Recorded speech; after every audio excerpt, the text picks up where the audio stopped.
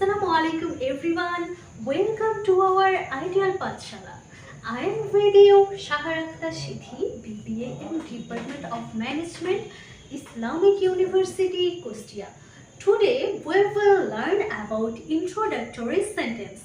Some sentences are formed with introductory there and introductory it.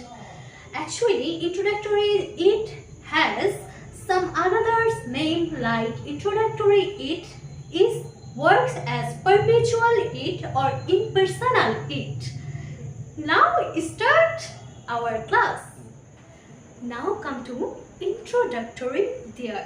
Sometimes আমরা দেখতে পাই কিছু বাক্য দেয়ার দিয়ে শুরু হয়, কিন্তু সব জায়গায় দেয়ারের মানে সেখানে যথোপযুক্ততা পায় না, বরং প্রকৃতপক্ষে এইখানে দেয়ারটা সূচনাকারী অব্যয় হিসেবে রয়েছে।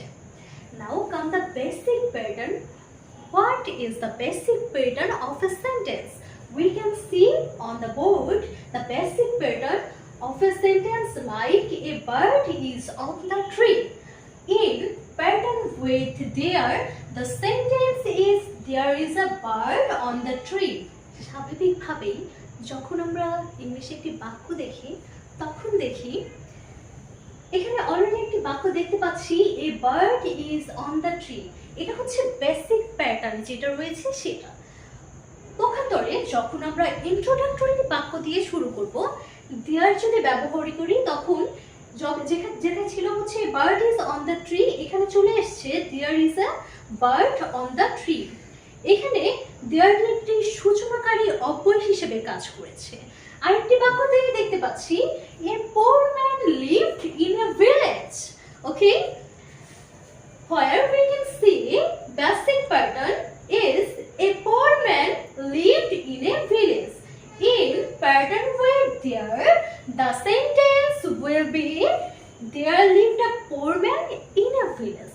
That means the sentence is started with there. পর্যায়ে আমরা কিছু ট্রান্সলেশন দেখব ইন্ট্রোডাক্টরি দেয়ারের সাথে।